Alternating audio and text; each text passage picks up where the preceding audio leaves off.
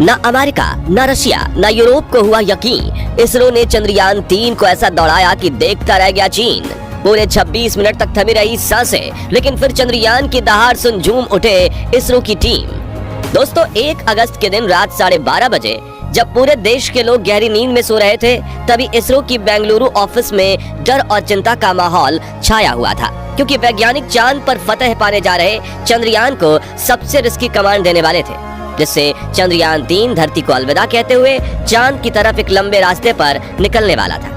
लेकिन 40,000 किलोमीटर प्रति घंटे की रफ्तार पर इस यान का एक एंगल बदलकर इसे धरती की गुरुत्वाकर्षण सीमा से बाहर फेंकना उतना भी ज्यादा आसान नहीं था। लेकिन कमांड सेंटर से मिले कमांड्स को फॉलो करते हुए चंद्रयान 3 ने अपने मिशन के इस पड़ाव में सफलता प्राप्त कर ली। अब इसरो ने ये खेल कब और कैसे खेला, ये तो हम आपको बताएंगे ही, साथ ही आपको मिशन से जुड़े उस संकट के बारे में भी बताएंगे जिसका सामना करने के लिए वैज्ञानिक दिन रात जागकर प्लानिंग कर रहे हैं। तो इस इम्पोर्टेंट वीडियो को अंत तक जरूर देखिएगा। दोस्तों, 31 जुलाई शाम 8 बजे से लेकर इसरो की telemetry tracking and command network के वैज्ञानिक चंद्रयान 3 पर अपनी नजर गड़ाए बैठे थे, क्योंकि उसी रात 12 से 1 बजे के बीच मिशन की वो घड़ी आने वाली थी जिसका हम सभी बेसब्री से इंतजार कर रहे थे। जी हाँ, 1 अगस्त की रात को धरती का 5वां चक्कर पूरा करते हुए चंद्रयान 3 जब अपनी कक्षा से पैरेजी पॉइंट पर पहुंचा, तब इसरो के वैज्ञानिकों ने पूरे 26 मिनट तक इसके इंटीग्रेटेड मॉड्यूल के इंजन को ऑन किया,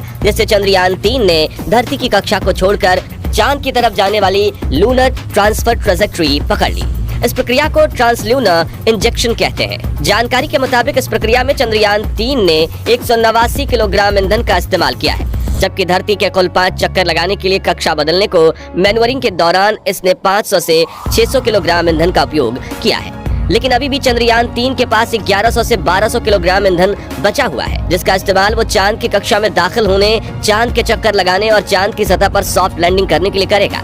इस वक्त यह स्पेसक्राफ्ट 288 किलोमीटर इंटू 3,69,328 किलोमीटर की ऑर्बिट में एक सीधी रेखा में दहाड़ मारते हुए चांद की तरफ बढ़ रहा है। मिशन के अगले पड़ाव को लेकर इसरो ने बताया कि अब इस मिशन का अगला पड़ाव चांद है, यानी कि अब चंद्रयान 3 चांद तक अपने आप चलता रहेगा और इसे चांद की कक्षा में दाखिल करवाने के लिए 5 अगस्त के दिन इसरो के वैज्ञानिक स्पेसक्राफ्ट की कमान अपने हाथ में लेंगे। लेकिन इस मिशन को लेकर एक बड़ी खबर ये निकल कर आ रही है कि चंद्रयान 3 की रफ्तार को लेकर इसरो के वैज्ञानिक टेंशन में है, क्योंकि चंद्रयान 3 पर एक बड़ा खतरा मंडरा रहा है। साथियों, इस वक्त चंद्रयान 3 पृथ्वी से चंद्रमा की तरफ जाने वाले लंबे गैलेक्टिक हाईवे पर 38,520 किलोमीटर प्रति घंटे की रफ्तार से आगे बढ़ रहा है। लेकिन चांद की कक्षा में पहुंचने के लिए चंद्रयान 3 को अपनी रफ्तार को कम करके 3600 किलोमीटर प्रति घंटा करनी होगी। और अगर इसरो के वैज्ञानिक ऐसा नहीं कर पाए तो अगले 10 दिनों में चंद्रयान चांद का चक्कर लगाकर फिर से पृथ्वी की ऑर्बिट में आ जाएगा।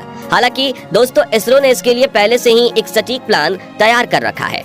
जिसके मुताबिक चांद की कक्षा के पास पहुंचकर इसकी रफ्तार को कम करने के लिए इसके इंजन को विपरीत दिशा में चलाया जाएगा। उसे 180 डिग्री घुमाव देकर उल्टी दिशा में फोर्स लगाया जाएगा ताकि उसकी गति कम हो सके। इस प्रक्रिया को डी बूस्टिंग कहा जाता है। इस प्रक्रिया से चंद्रयान 3 की रफ्तार को 10.3 किलोमीटर प्रति सेकंड से घटाकर 1 से 2.38 किलोमीटर प्रति सेकंड के बीच लाया जाएगा। जानकारी के लिए बता दें कि पृथ्वी की कक्षा में चंद्रयान की रफ्तार 1 किलोमीटर प्रति सेकंड से 10.3 किलोमीटर प्रति सेकंड के बीच रही थी, यानी कि जब चंद्रयान 3 अपनी कक्षा में पृथ्वी के सबसे नजदीक यानी पेरिजी पॉइंट पर आता है, तब उसकी गति 37,080 किलोमीटर प्रति घंटा रहती थी। जब यह धरती से दूर यानी एपोजी पॉइंट पर जाता था तो उसकी गति 3600 किलोमीटर प्रति घंटा हो जाती थी। इस वक्त चंद्रयान की तरफ जाने वाले गैलेक्टिक हाईवे पर करीब 40,000 किलोमीटर प्रति घंटा की रफ्तार से ये ट्रैवल कर रहा है। खैर, चांद के पास इसकी गति कम करने के बाद सही मौका देखते हुए चंद्रयान 3 को चांद की गुरुत्वाकर्षण सीमा में धकेल दिया जाएगा, जहां वो चांद की कक्षा में कुल 5 चक्कर लगाते हुए सतह से अपने डिस्टेंस को कम करता चला जाएगा और आखिर में 100 × 100 किलोमीटर की कक्षा में खुद को स्थापित कर देगा।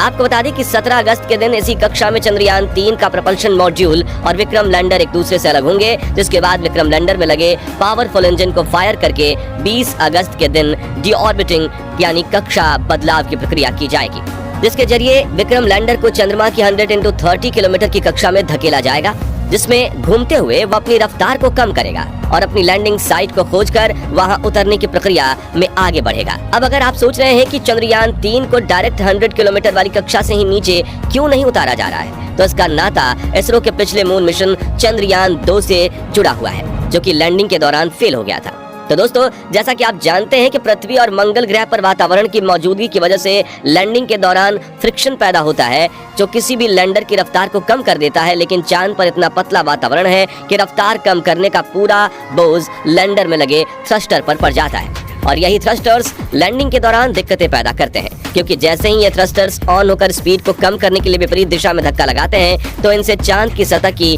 ढीली मिट्टी उड़कर लैंडर के क्रूशियल सेंसर्स में जाने का खतरा बढ़ जाता है, जो मिशन पर पानी फेर सकता है। साथियों, चंद्रयान 2 मिशन की लैंडिंग के दौरान यह दिक्कत तो आई थी, साथ ही मिशन की लैंडिंग साइट ने भी आग में घी डालने का काम किया था। जैसा कि आप जानते हैं कि चंद्रयान 2 को चांद के साउथ पोल में लैंड कराया जाना था, जहां काफी बड़े पहाड़ और गड्ढे मौजूद थे। ऐसे में एक सही लैंडिंग साइट चुनकर वहां स्पेसक्राफ्ट को लैंड करवाना काफी मुश्किल होता है। वहीं जैसा कि आप जानते हैं कि चांद को अपना एक रोटेशन पूरा करने में 28 दिन लगते हैं, जिससे 2 हफ्तों तक सूरज की तरफ वाले हिस्से का तापमान 120 डिग्री सेल्सियस और दूसरी तरफ अंधेरे वाले हिस्से का तापमान -230 डिग्री सेल्सियस तक पहुंच जाता है, और साउथ पोल इन दोनों के बीच जंक्शन पॉइंट है। अब अगर कोई भी लैंडर दक्षिणी ध्रुव पर अचानक से लैंड होता है, तो तापमान में होने वाले बदलाव की वजह से एक थर्मल शॉक पैदा होता है, जिससे लैंडर के टुकड़े टुकड़े हो सकते हैं। वहीं धरती से काफी दूर होने की वजह से पिछली बार इसरो के साथ चंद्रयान 2 का कम्युनिकेशन भी टूट गया था।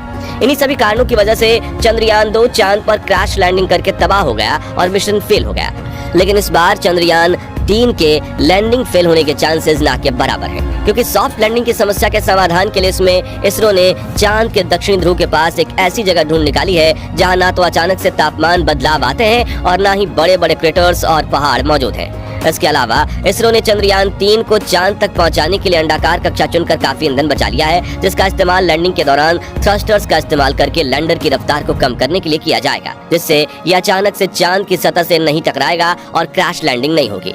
इसके अलावा 20 अगस्त के दिन जब चंद्रयान 3 का विक्रम लैंडर चांद की 100 किलोमीटर इंटू 30 किलोमीटर की कक्षा में प्रवेश करेगा, तो इस पर लगे सेंसर्स चांद की सतह और अपनी लैंडिंग साइट का दौरा करेंगे। साथ ही कक्षा में ही ये अपने डिबूस्टर थ्रस्टर्स को ऑन करके अपनी रफ्तार कम करता जाएगा और अपनी कई हजार किलोमीटर की रफ्तार को कम करके सिर्फ 3 से 7 किलोमीटर प्रति घंटा की रफ्तार पर ही चांद की सतह पर लैंड करेगा, जिससे चांद की मिट्टी भी नहीं उड़ेगी और इसके सेंसर्स भी सही सलामत रहेंगे। आपको बता दें कि 23 अगस्त के दिन शाम के 5:47 के वक्त चंद्रयान 3 का विक्रम लैंडर चांद की सतह पर अपने कदम रखने वाला है, जिसके बाद ये अगले 14 दिनों तक चांद पर रिसर्च करेगा। तो दोस्तों, क्या आप भी हमारी तरह चंद्रमा पर चंद्रयान 3 की लाइव लैंडिंग देखने के लिए बेताब हैं? अगर हाँ, तो कमेंट सेक्शन में इसरो को मिशन के अगले पड़ाव के लिए शुभकामनाएं जरूर दीजिए, और वीडियो पसंद आया हो तो जल्दी से इसे लाइक और शेयर करने के साथ चंद्रयान से जुड़े मिशन के ऐसे ही खास अपडेट्स के लिए हमारे चैनल को सब्सक्राइब करके पास वाली घंटी जरूर बजा दीजिए।